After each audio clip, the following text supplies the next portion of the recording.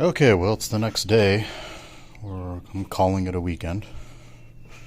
Got the fuse box pulled, unplugged, mainly just to make more room. I don't believe it necessarily has to come out, but it does have to come up enough because the engine harness plugs into it. So let me show you the progress I've made as far as getting this thing ready. I don't do a step-by-step just because, if you aren't going to be able to pull the engine, you probably do not want to undertake this swap. So, as you can see, I've pretty much got the top part ready for removal. My intention is to remove the whole drivetrain as one assembly. So I've not disconnected the transmission or transfer case. I'm leaving those attached. Everything up here has been disconnected for the most part. I guess I'll find out when I start lifting it whether I forgot something, but I've kind of zip tied everything to kind of keep it away from the side so it'll be easier when I hoist it out of here. But this is where the fuse box was. As you can see, mine's pretty muddy from off-roading, so I'll probably clean that up once I get the engine out of here and have a little bit more room. But expanding on the issues from yesterday, which I may or may not have another video, but my issues with my front diff. So for those that don't know, this is the front differential breather. It actually comes up here near the washer fluid reservoir, and this little white cap is the breather. And if we trace this hose, you can see it goes down. Let me continue down here, and mine stops right there. So about maybe April of last year, mind you, this truck has not ran since October, so let's see, April, May, June, July, August, September, October, so 6 months before I had my engine issue, I had this in for an oil leak. They told me it was the rear main and the oil pan seal, so they told me they removed the front differential to perform those repairs, and I'm going to assume they did not reattach the breather line. So further saga, if you saw my other video, the front pinion is loose, so either that's loose from them not tightening that all the way when I had the seal replaced, which was probably about, I'd say, 6 months before the oil leak. So either they did not tighten that, or my front diff is full of water, which I have not emptied the fluid yet. I plan on doing that once I get the engine out, because if it is full of water, well, either way, I'm going to have to rebuild it. But I'll probably have to go ahead and I'll just end up re-gearing, even though I was not intending to do that quite yet. But I will go ahead and re-gear and get that done while I don't have an engine in here, so it'll be easier to kind of pull that out. And I'll do that before I start kind of buttoning up the V8. I do have RCV half shafts coming, so I guess the good thing is I'll pull pretty much the entire front drive assembly, rebuild the diff with some, I'll probably be going to 410s. My intention is to go as high as 35s with some AEV high marks.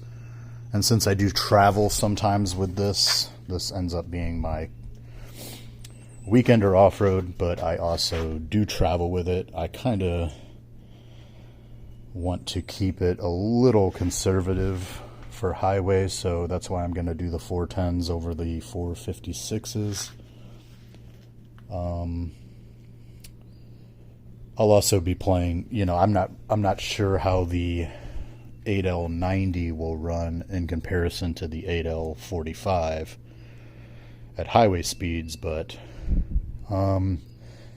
if worse comes to worse, I can always switch it out to 456s later. I intend to do that myself. I will probably do some type of video showing a little bit of that process. But going into the process of this, of what I've done over the weekend, so I removed the battery just to give me some more room, and I had to take off some of the connections that are included with the harness. Pulled the fuse box, pulled all the plugs from the bottom of the fuse box. This one here is actually part of the fuse box. That's part of the engine harness, so that will be coming out with the engine. The whole reason I saw this breather line too is there's actually a ground. You can see the bolt. I reinstalled the bolt, but you can see the ground cable here. Went right there. So that's your engine ground, so if you're ending up pulling the engine, don't forget that. I've pretty much removed everything else. Zip tied it, so you got transmission lines here, AC lines. I wanted to remove this AC line here, but getting to the bolt to remove that down there is, I can't even fit my hand in there.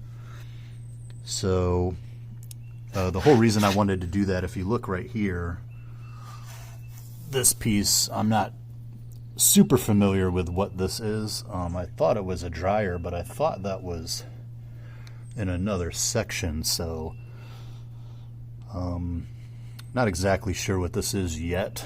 I haven't done quite as much research on the AC system to figure out what I'm going to adapt and everything, and how I'm going to run new lines. But it looks like there's a slot here that when I lift this motor up, it would kind of fit in here while I maneuver it out.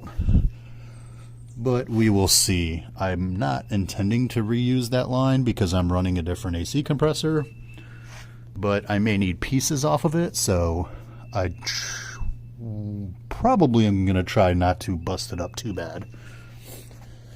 But other than that, I got the intake manifold off, which was not exactly a fun task. Pretty much there's not very much clearance to lift it up. If you take the intake manifold off, there's actually two 10mm bolts that go into the back side of it right here. Just for knowledge, if any of you end up doing that later to replace spark plugs on this, which is not going to be a fun job if you have the V6. But that has been removed, which was one of my goals this weekend. My other goal was to remove everything basically on the engine to body. That way it's pretty much ready to pull. Unplug the computer, the TCM.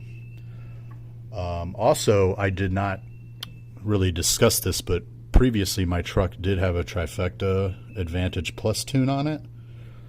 So before I went into all this and removed everything, I actually hooked my laptop up and pulled that tune and resorted back to the stock. I'm not exactly sure. I know they have to do something to make that tune switch modes with the cruise control. So those that don't know, the Trifecta has three modes. There's the tow haul mode, which supposedly just goes back to the stock tow haul mode. So if you hit the tow haul button, you will be in the stock tow haul mode. And then you have sport mode, which is basically how you would normally drive it. And then you have eco mode, which is when you just hit the cruise control on button and have the icon pop up in the dash and drive it like normal. That will resort to an eco tune.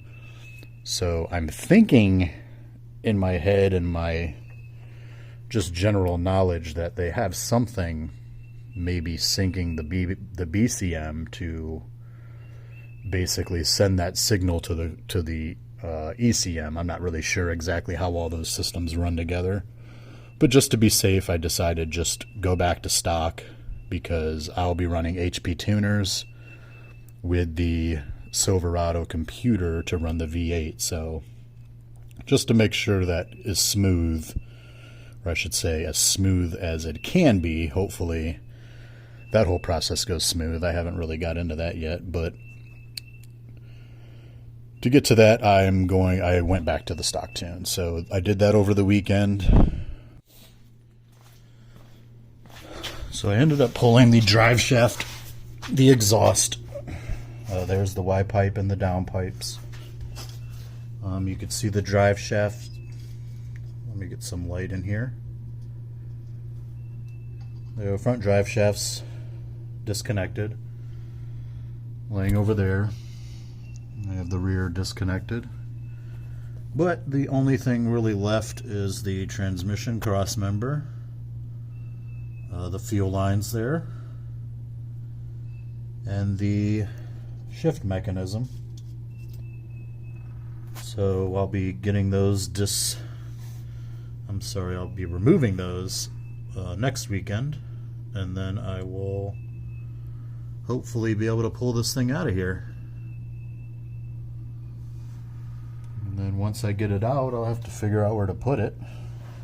That's why I'm trying to keep it as the whole assembly. I'm hoping that will kind of make it more maneuverable around the garage, because I will end up having kind of two drivetrains sitting out for a little bit, and then my intention is to push this out, get this thing all nice and clean with no motor, get all this area cleaned here, clean in that area, just get it nice and clean, ready, easier to work on.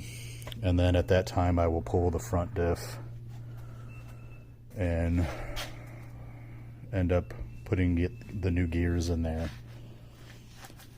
That should be it.